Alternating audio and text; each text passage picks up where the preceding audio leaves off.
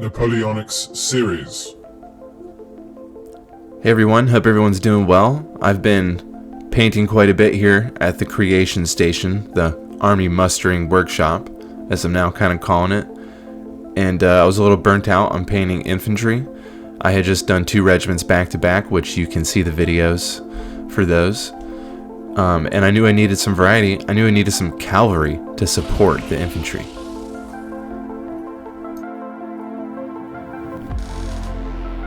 These models are amazing. Ever since I started painting and I discovered Victrix Limited, I've been dying to paint some of their models, and I'm very happy that the 23rd Dragoons was the first of the Victrix models that I've ever painted, and they are amazing.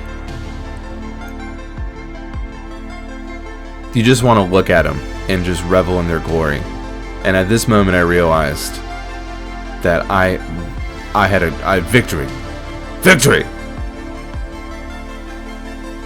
I made a nice little video to show you guys my experience painting them and stuff. It's not a tutorial video or a how-to, but just my time painting them. So I hope you guys enjoy. The assembly process for Victrix gives you lots of options on what to do as far as poses. There's a lot of variety to choose from. So I glued my guys up. I just went piece by piece and then had to prime them. And I like to prime lately. I'll probably try something else, but I like to prime in Chaos Black, the way that I like my coffee, Chaos Black. So we had ourselves a little priming session out here.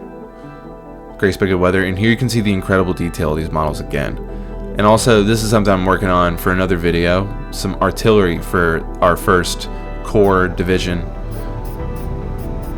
We got them up on my little tool thing here, and we're just laying down on the trigger and not being too hardcore, but just nice little bursts, and make sure you have the appropriate socks on depending on what climate you're doing in.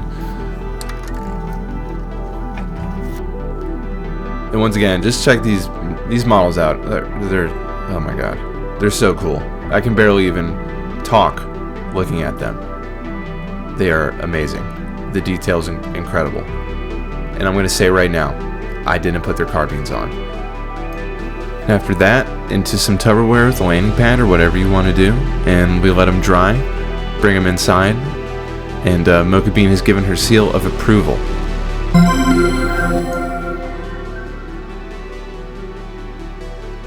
I figured the first thing I would paint were the horses. It's kind of like give me some time to look at the model and the details and everything, and also because I love horses, I kind of grew up with them. Around them, but I've never ridden one. I'd like to change that. But anywho, from priming from black, you can kind of just build up. So with this horse in particular, I just laid on a couple coats of brown and then kind of blended my brown to a lighter tone, and then just highlighted the muscles and things like that. Gave him a gray nozzle and a white stripe on his head to honor a horse from my childhood. If you guys want me to paint some horses on the channel, let me know in the comments. But for this, I really try to hone in on the distinct regimental details of the 23rd Dragoons. I was able to find a pretty hefty amount of references for the 23rd Dragoons on their uniforms and organization and such. And I even found out the name of one of their commanders at one time, which I'll provide here for you guys. I can't remember it right off the top of my head, but I think I did a pretty good job honoring this regiment and painting them accurately. There's a few things that aren't right on the nose, like the trumpeter does not have the reverse colorway, but I think I did a good job. I'm gonna get some Osprey books to help in that department. If you have any that you recommend, let me know in the comments. But we're closing the distance, and now I'm starting to get excited. I decided I'm cool with a paint job. This is when you send some pictures over to your girlfriend or your mom or whoever. And now I'm excited. This is one of my favorite parts. It's wash time. Now I spilled my Noon oil and I just replaced what I had lost with water in the pot to thin it down and to just make it not so daunting, because I've kind of ruined some models with Noon oil. So yeah, be careful with your wash. But if you thin it down, you should be fine.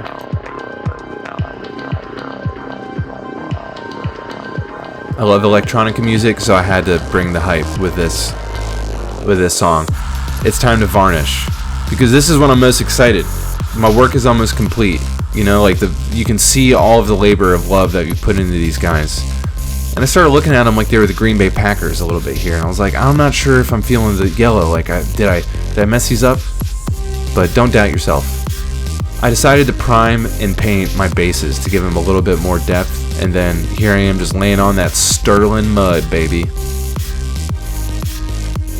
After I put down the mud patches, I decided to add some pretty flowers and some tuft to kind of complement the Dragoons and the vibrancy of them, and also that, you know, to highlight the irony that they look so beautiful and fabulous while they're galloping to trample and maim and destroy the poor souls in front of them.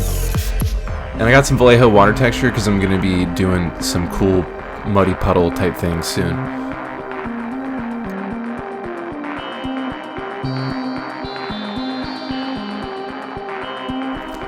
So we're back to the season from above method, as if it was some curry spice or whatever, you know, some Old Bay seasoning.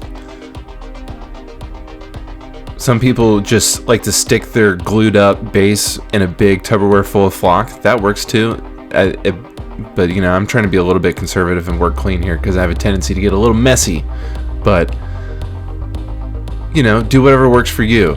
And here I am just like getting the edges because that bothered me on some of my previous models. Some of the edges of the bases were exposed. And that's also why I wanted to prime them and paint them so they kind of hid under there.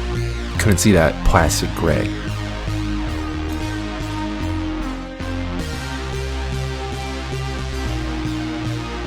And I'm just layering it up and knocking off the excess, and then also using your if you have a terrain tool right there on the left of the model, you can kind of use that like I am here to put down some mud patches.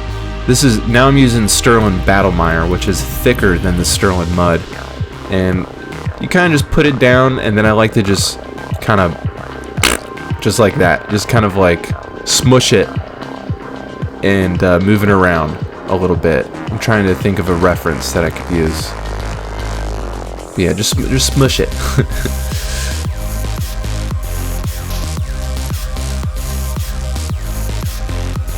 But generally we're going for like wet, soggy European battlefield type deal.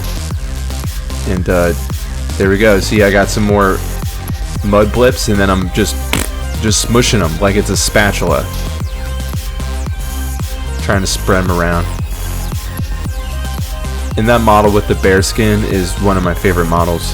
And the way I painted that horse, I tried to get him kind of like a gray, speckly, like a gray, black, and white kind of speckly guy. You can kind of see him there. And I just love the green of the Dragoons. And then here we go. I decided to paint the edge of the base black to kind of give it like a more presentable I'm finished look, and to cover up any of like the little mud patches that spilled over, because I noticed that on some of my other models it looked a little sloppy to me, and this really kind of seals the deal, in my opinion, or at least for me, you know. So it's an extra step you could take if you want to. You don't have to do anything you don't want to, but I thought it was cool. And here we go. And they're done. They're based up, and now I'm so excited. They join the rest of the mustering division, and they look so good next to the 47th and the 96th. And yeah, as I've gotten better at Napoleonics, or more knowledgeable rather, I've realized the 47th is a complete, and the 90, their companies are messed up as far as their plumes, but it's okay because I had fun with them. And here's a little cinematic display of the 23rd Dragoons. I hope you guys enjoy, and thanks so much for watching this video.